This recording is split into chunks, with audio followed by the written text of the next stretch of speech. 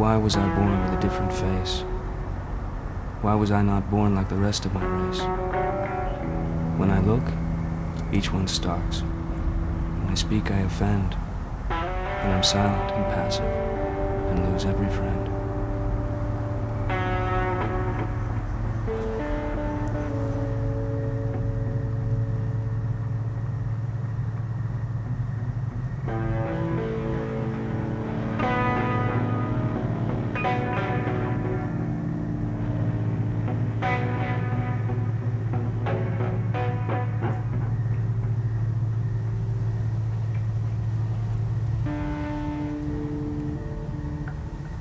Nobody? Shouldn't you be with your own tribe or something? My blood is mixed. My mother was Umgampe Pakani. My father is Absoluka. This mixture was not respected. As a small boy, I was often left to myself. So I spent many months stalking the elk people to prove I would soon become a good hunter. One day, finally, my elk relatives took pity on me, and a young elk gave his life to me. With only my knife, I took his life. As I was preparing to cut the meat, white men came upon me. They were English soldiers. I cut one with my knife, but they hit me on the head with a rifle. All went black.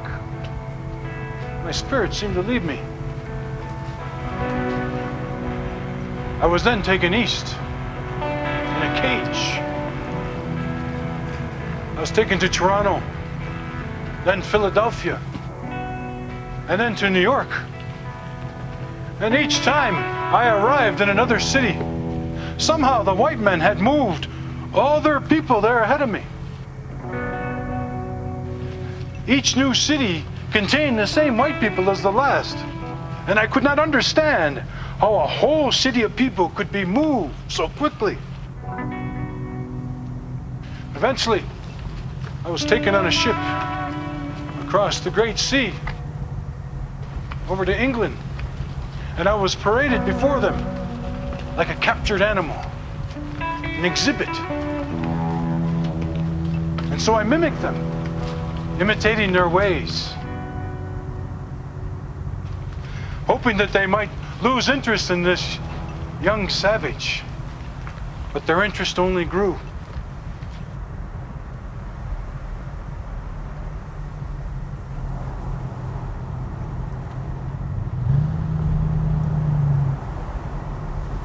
I was copying them, so they placed me into the white man's schools.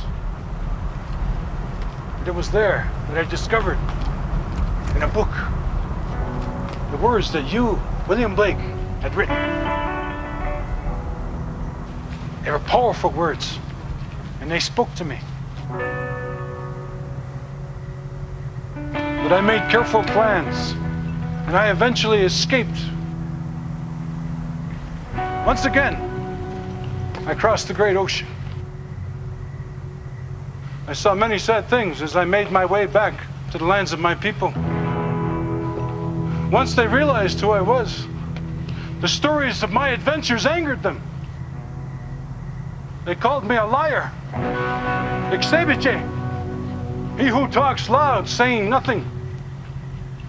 They ridiculed me, my own people, and I was left to wander the earth alone.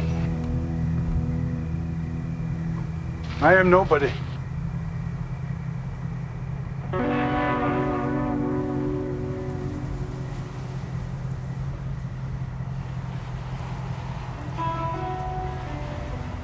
Improvement makes straight roads, but the crooked roads without improvement are roads of genius.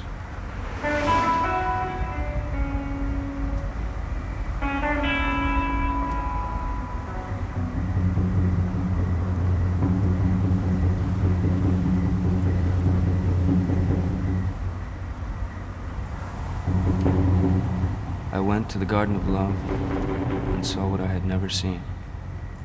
A chapel was built in the midst, where I used to play on the green. And the gates of this chapel were shut, and thou shalt not writ over the door. So I turned to the garden of love that so many sweet flowers bore. And I saw it was filled with graves, and tombstones where flowers should be, and priests in black gowns were walking their rounds, and binding with briars my joys and desires.